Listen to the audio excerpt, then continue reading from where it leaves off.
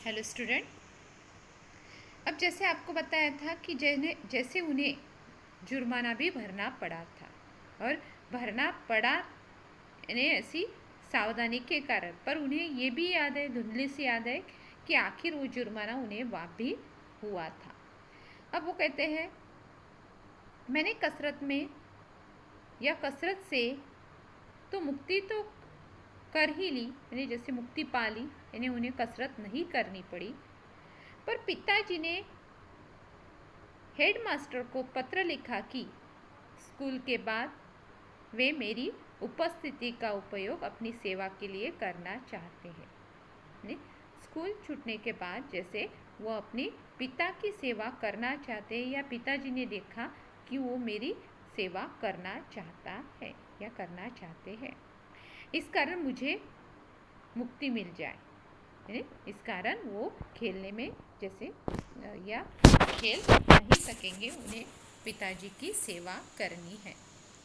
अब इसके साथ क्या हुआ, व्यायाम के बदले मैंने टहलने का सिलसिला शुरू कर लिया। महात्मा गांधी जी कहते हैं कि वो एक्सरसाइज करना उन्हें अच्छा नहीं लगता था और पिताजी की सेवा के कारण उससे उनको मुक्ति भी मिल गई। पर उस समय में उन्होंने क्या किया, टहलना शुरू कर दिया। अब टहलना शुरू कर दिया तो टहलने के बाद इसलिए शरीर को व्यायाम न देने की गलती के लिए तो शायद मुझे सज़ा नहीं भोगनी पड़ी, पर इस दूसरी गलती की सज़ा मैं आज तक भोग रहा हूँ। यानी जैसे उन्होंने एक्सरसाइज नहीं की, इसकी सज़ा उन्हें भुगतनी नहीं पड़ी, पर जो गलती उन्होंने नहीं की थी उसकी सज़ा उन्हें भुगतनी पड़ी थी। मैं नहीं जानता कि पढ़ाई में सुंदर लेखन आवश्यक नहीं है। देखो, सुंदर लेखन यानी जैसे आप लिखते हो तो आपको लिखने के लिए हर कोई प्रेरित करता है, छोटे से लेकर बड़ा। आपके मम्मी पापा बोलते हैं अच्छी से हैंड राइटिंग निकालो, आपके टीचर बोलते हैं, आपके दोस्त बोलते हैं, या ये जैसे हम सुंदर दिखते हैं वैसे ही हमें हमारा बुक भी सुंदर रखना है। और बुक कैसे सुंदर रहेगा, जब हम उसमें लिखेंगे, सुंदर हस्ताक्षरों के साथ उसमें लिखेंगे या सुंदर हस्ताक्षर निकालेंगे तो हमारा बुक कैसे लगेगा, सुंदर। तो यही है कि गांधी जी कहते हैं कि मुझे ये पता नहीं था, मैं ये जानता नहीं था कि पढ़ाई के साथ सुंदर लेखन भी आवश्यक होता है, ये उन्हें पता नहीं था। यह गलत ख्याल मुझे कैसे हो गया, पर सुंदर इन्हें मैं जानता नहीं था कि पढ़ाई में सुंदर लेखन आवश्यक नहीं है, यह उनका जो ख्याल था वो गलत था। पर ठेठ विलायत जाने तक बना रहा, यानी वो विलायत गए तो भी उनके मन में ये था कि सुंदर अक्षरों की कोई ज़रूरत नहीं है। बाद में खास करके जब मैंने वकीलों के तथा दक्षिण अफ्रीका में जन्मे और पढ़े लिखे युवकों के मोती के दानों जैसे सुंदर अक्षर देखे तो मैं शर्माया और पछताया। जैसे उन्होंने देखा दक्षिण अफ्रीका में जो जन्मे थे उनके अक्षर वो पढ़े लिखे थे और उनके अक्षर जैसे मोतियों जैसे थे, मोतियों के दानों के जैसे। तब महात्मा गांधी जी को यानी तब शर्म भी आई और पश्चाताप भी यानी जैसे हुआ, पछतावा भी हुआ। क्यों? क्योंकि वो भी यानी जैसे उन्हें लगता था बस पढ़ लिया तो अक्षरों की कोई ज़रूरत नहीं। मैंने अनुभव किया कि खराब अक्षर अधूरी शिक्षा की निशानी है। जैसे उन्हें लगता था कि उन्होंने ये अनुभव कर लिया और उनको ये लगता था कि जैसे खराब अक्षर ही क्या है, उन्हें अनुभव आया कि अक्षर खराब होने के कारण वो अधूरी शिक्षा की निशानी मानी जाती है। कब? जब उन्हें ये बाहर गांव जब गए वो, तब उन्हें ये सब समझ में आया। पर क्या हुआ था, महात्मा गांधी जी के पास समय नहीं था। वो जैसे ये समझ आया तब वो जैसे उनसे ये ये बात जैसे उनको बाद में समझ में आई। अब महात्मा गांधी जी जैसे बता रहे हैं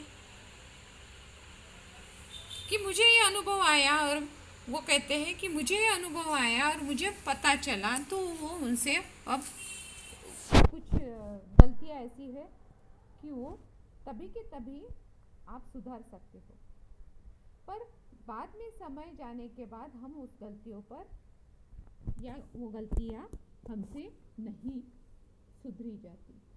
तो वही गांधी जी के साथ हुआ, वही गांधी जी के साथ हुआ, और गांधी जी को यानी इस बात का बहुत दुख हुआ। अब जैसे वो अब यहाँ पे बताया, बाद में मैंने अक्षर सुधारने का प्रयत्न किया, यानी उन्होंने बाद में क्या किया, अक्षरों को सुधारने का प्रयास किया, पर पके घड़े पर कहीं गलता जड़ता है। हर एक नव युवक और नव युवती मेरे उदाहरण से सबक ले, और मुझे या और मुझ नहीं, जैसे वो बोल रहे हैं मुझे कि सुंदर लेखन अच्छी विद्या का आवश्यक अंग है, यानी तब उन्हें पता चला कि सुंदर विद्या या सुंदर लेखन ही अच्छी विद्या का आवश्यक अंग है। आप जितना अच्छे से लिखोगे वही आपके लिए सबसे महत्वपूर्ण है, वही आपने शिक्षा ग्रहण कर ली, अच्छी शिक्षा मानी जाती है। अच्छे अक्षर सीखने के लिए चित्रकला आवश्यक है। आपको अच्छे अक्षर निकालने हैं तो आपको चित्रकला आनी ज़रूरी है। जैसे एक बार यहाँ पे गांधी जी ने एक बहुत अच्छा एग्जाम्पल दिया कि अक्षर सुधारने का प्रयत्न जब करना चाहिए था तब उन्होंने नहीं किया, पर बाद में जैसे घड़ा पक्का हो जाने के बाद उसे हम कितना भी आकार देंगे तो उस घड़े में परिवर्तन नहीं होता, क्योंकि वो घड़ा पक्का हो जाता है। वैसे ही इनके साथ हुआ था, इन्होंने अक्षरों में सुधार लाने की कोशिश की थी, पर वो अब जैसे सुधार नहीं ला सक रहे थे, क्योंकि वो घड़ा जैसे मजबूत हो गया था। अब जैसे वो कहते हैं कि चित्रकला का ज्ञान लेने से या चित्रकला निकालने से हमारे अक्षरों में सुधार होता है। देखो, सुंदर अक्षर ही हमारे यानी अध्ययन की सबसे महत्वपूर्ण बात कही है। तो इसीलिए आपको सुंदर अक्षरों का यानी सुंदर अक्षर निकालने हैं, और सुंदर अक्षरों के साथ साथ जैसे सुंदर हस्ताक्षर निकालोगे तो हमारी बुक भी सुंदर दिखेगी और हमें पढ़ाई करना भी अच्छा रहेगा।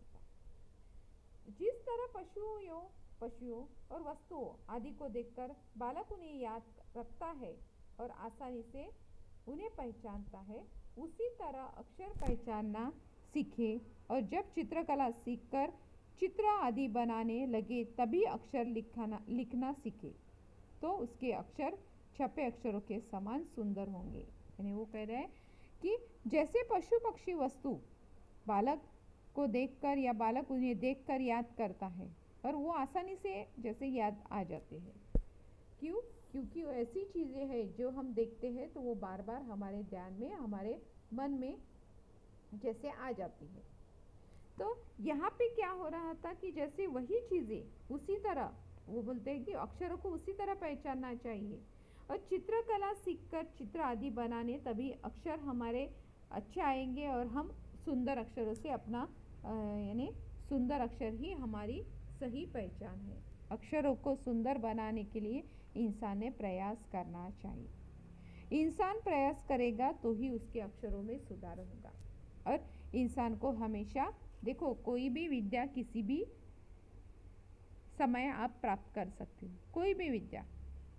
ऐसा नहीं है कि यानी जैसे बूढ़े होने के बाद या जैसे आप एक एज लिमिट पार कर लिया आपने तो आप विद्या ग्रहण नहीं कर सकते, ऐसा नहीं है। आपको विद्या किसी भी समय में किसी भी सूरत में आप उसे प्राप्त कर सकते हो। आपको गाना सीखना है तो हम कभी भी किसी भी आयु में गाना सीख सकते हैं। आपको चित्रकला निकालनी है, वो भी उसके साथ हमारा मनोरंजन होता है। आप गाना बोलते हो या गाना सुनते हो, तो गाना सुनने के साथ साथ हमारा मनोरंजन होता है, हमें खुशी मिलती है, साथ में हमें, यानी जैसे आप बूढ़े होने के बाद या जैसे आप एक एज लिमिट पार कर लिया आपने तो आप विद्या ग्रहण नहीं कर सकते, ऐसा नहीं है। आपको विद्या किसी भी समय में किसी भी सूरत में आप उसे प्राप्त कर सकते हो। आपको गाना सीखना है तो कभी भी किसी भी आयु में गाना सीख सकते हैं। आप चित्रकला निकालनी है, वो भी उसके साथ हमारा मनोरंजन होता है। गाना सुनते हो तो गाना सुनने के साथ साथ हमारा मनोरंजन होता है, हमें खुशी मिलती है, साथ में हमें जो हमारी एकाग्रता है वो गाना सुनने के बाद बढ़ती है। अब गाना सुनने के बाद एकाग्रता बढ़ती है, साथ में एकाग्रता के साथ हमारा पढ़ाई में अच्छा मन लगता है। हमें यानी जैसे पढ़ाई में ध्यान नहीं लग रहा है, उस समय आपने गाना सुन लिया तो आप उससे प्रोत्साहित होते हो, आपको खुशी मिलती है, आपका मन और यानी उत्साहित हो जाता है और हम वो कार्य बहुत अच्छे से कर सकते हैं। तो महात्मा गांधी जी ने जैसे मेरा छात्र जीवन इन लेसन के माध्यम से यानी बहुत कुछ हमें बताया है कि जैसे विद्यार्थी जीवन में उन्होंने किस किस तरह और क्या क्या बातें जैसे जब नहीं जिस एज में करनी चाहिए थी उस उम्र में नहीं की और बाद में उन्हें जैसे उस बात का दुख भी हुआ। पर आपको ये भी बता दूं कि छात्र जीवन जैसे विद्यार्थी जीवन बार बार नहीं आता। अब विद्यार्थी जीवन में हमने जो गलतियां की है उसे हम फिर से यानी जैसे उसे सुधार नहीं सकते। पर आपको ये एक बता दूं कि विद्यार्थी जीवन में यानी कुछ गलतियां ऐसी होती है कि जो हमें याद भी रह जाती है, जैसे महात्मा गांधी जी ने यहाँ पे अपने अनुभव द्वारा बताया।